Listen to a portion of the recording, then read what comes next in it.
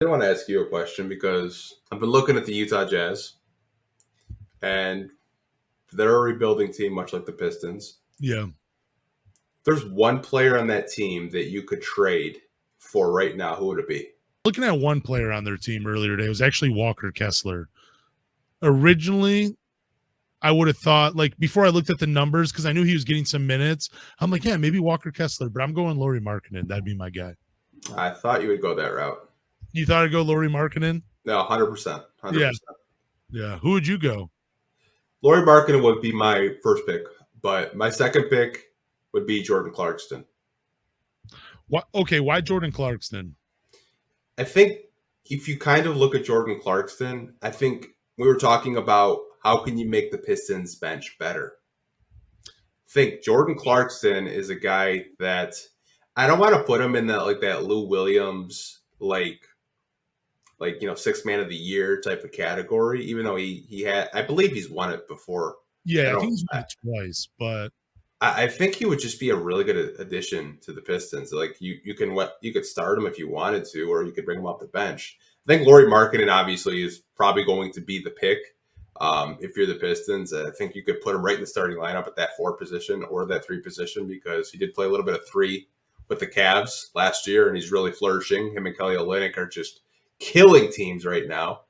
But yeah, I think Lauri Markkanen or Jordan Clarkson would probably be top of my list to trade for. I was gonna say not Kelly. Wow, I was not gonna say Kelly Olynyk.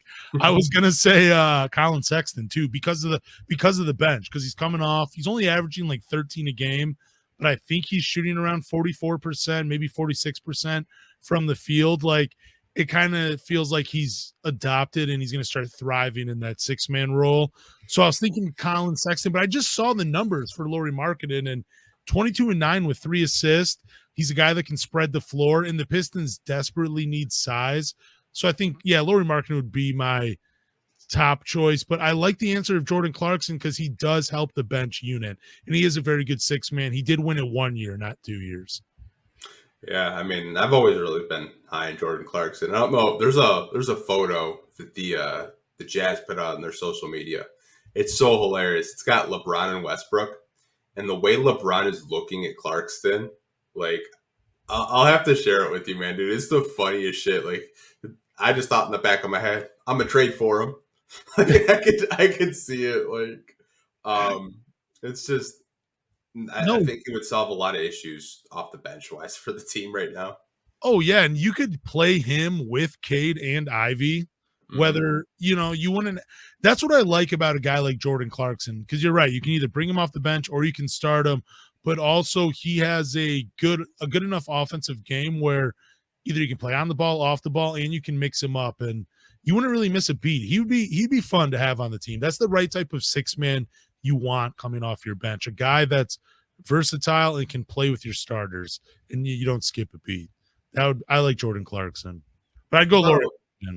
I thought it was a fun question because I know, like, they're in a similar situation as we are.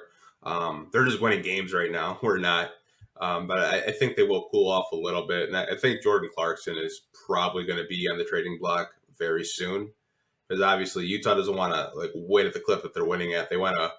Like, my conspiracy theory, I thought they were going to get Victor W. I thought they were going to be absolutely trash, but they're balling, man. They're beating really good teams too.